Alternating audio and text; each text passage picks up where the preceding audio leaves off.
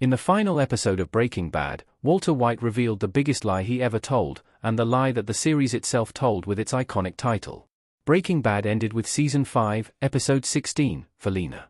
After fleeing to New Hampshire and living under a new identity for months, Walt decided to return to Albuquerque to settle his old scores.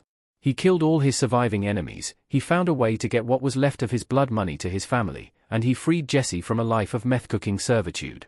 Before Walt met an untimely end in the Breaking Bad finale, he got one last moment with every major character.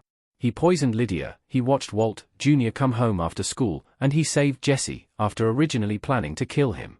Ahead of his fateful trip to Jack Welker's compound in a car rigged with a machine gun, Walt stopped by for a final conversation with his estranged wife, Skyler, and this might be the most important scene in the entire series. This conversation confirms that the thesis set up in Breaking Bad's first episode was built on a falsehood. Walter's conversation with Skyler in the finale confirms he never broke bad.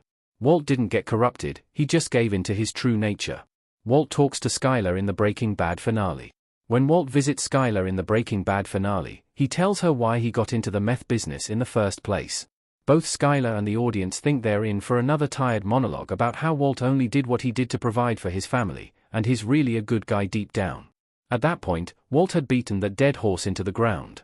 But instead of rehashing the same thing he's been saying since the beginning, he reveals the real reason he became a drug lord, and it had nothing to do with his family. That he tells Skyler that he did it for himself.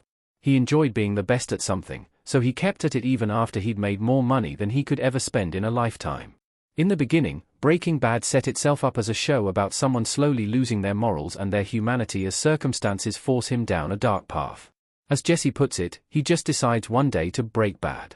But that wasn't really it. Rather, it was a show about Walt enabling himself and showing who he really was. Breaking Bad wasn't a suitable title. Walter White was always like that. Walt was always an arrogant, selfish, ruthlessly ambitious monster. As catchy as it is, Breaking Bad wasn't really a suitable title for this story.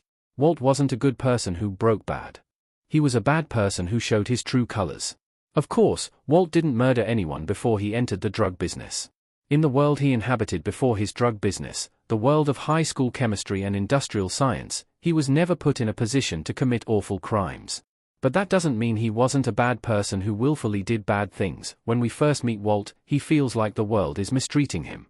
He believes that Gretchen and Elliot wanted him out of their company, Gray Matter, and that he was unfairly ousted. But it soon becomes clear that it was his choice to leave the company, and the Schwartzes were never anything but gracious to him. Walt's self-centered belief that he's always in the right and the world is against him made him an insufferable jerk long before he ever recruited Jesse to cook meth and maintained a fierce stranglehold on his territory. The series tells us that Walt is a good person who gradually transforms into a bad person. But it also makes it clear that he was always that arrogant, selfish, ruthlessly ambitious person who used people and thought he deserved more than what he had. Walt's cancer diagnosis was the push he needed to throw caution to the wind and embrace his true nature. As soon as he had nothing to live for, the villain in him came out. He didn't break bad, he just found himself in a position that allowed his inner monster to thrive. Breaking Bad gave us a lot of clues that Walter was always Heisenberg. Heisenberg was never really an alter ego, it was Walt's true self coming out. Heisenberg in Breaking Bad. Throughout Breaking Bad's 5 seasons, the show gave us plenty of clues that Heisenberg was never really an alter ego, it was just Walt's true self coming out. In Season 1, when Walt was supposedly still a good guy starting on the path to villainy, he did plenty of bad things to prove he was never that good to begin with. He let Hugo, the school janitor, get fired to cover up his own crimes. He blew up Tuco's office, risking injury to innocent bystanders, just to prove a point. And he was blackmailing and exploiting Jesse from the start. A brief flashback to Walt and Skyler's early married life showed that Walt was never humble, he was always covetous and ambitious. Season 3, Episode 13, Full Measure, goes back to the show the moment that Walt and Skyler decided to buy their house. Walt wanted something more extravagant, with more bedrooms and a bigger backyard. Wanting a bigger house isn't as bad as killing people, but it's a sign that Walt always felt he deserved more, and that he was so greedy that nothing would ever be good enough, even when he had a storage locker full of cash. It's good that Breaking Bad made it clear that Walter White did it for him. It could have been left as subtext, but then the character could have been misinterpreted. Skyler sat at a table in the Breaking Bad finale episode Felina. Vince Gilligan didn't have to give Walt a monologue where he confesses to Skyler that he did it for himself in the finale. It could have been left as subtext, because it was already clear to most viewers that Walt was always bad. But I'm glad Gilligan did decide to give Walt that monologue. For starters, Bryan Cranston knocked it out of the park as always, and brought the perfect frankness to his delivery.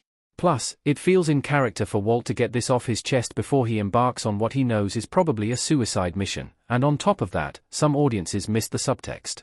A lot of Breaking Bad fans still saw Walt as the good guy by the end of it, just like some audiences did with Joker, Fight Club, and Taxi Driver.